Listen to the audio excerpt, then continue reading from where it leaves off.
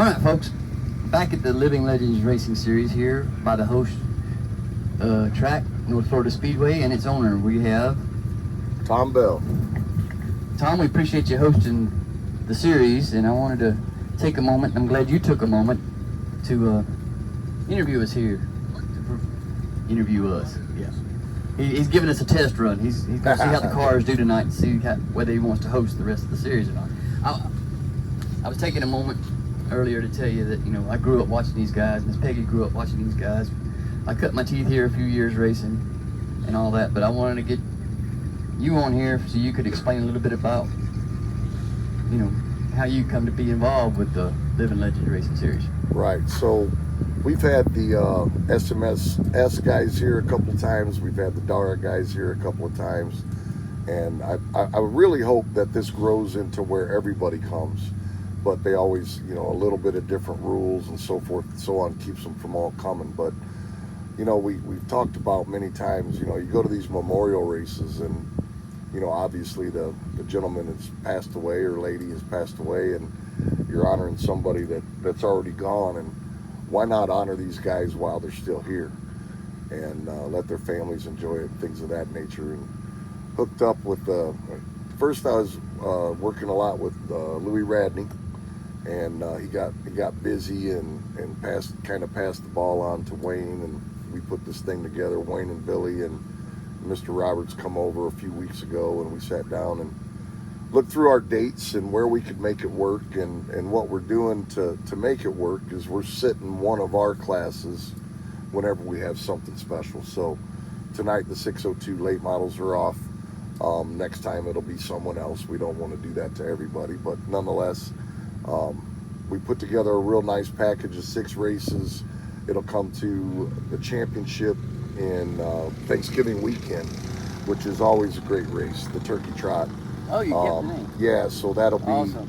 That'll be the finale for these guys. They got a little purse going together for the final, so there's a little bit of incentive to stay, you know, come every week or come every time we race them.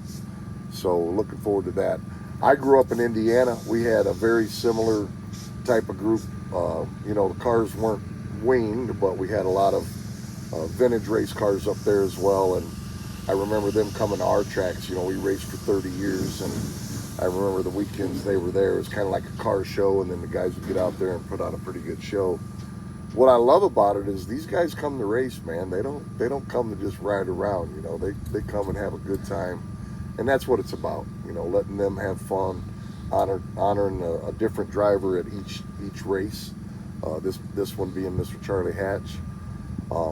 So just wanted to do something that somebody else isn't doing, right? And they're here or they're there. They get a show, you know, once in a while. So hopefully this series goes well for all involved, and we're glad to be the host. And, you know, we always try to find something a little different that we can do to bring the people in. And I think hopefully tonight we bring a good crowd with these cars. But I know in the past, Lake City, there's obviously this track being built in 1963, there's a lot of older folks that grew up at this track, whether they raced here, their daddy raced here, whatever the case may be.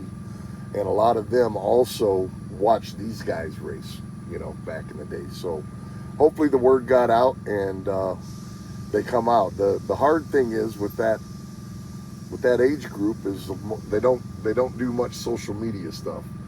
You know, so it's hard getting them over here to interview them too. Well, yeah.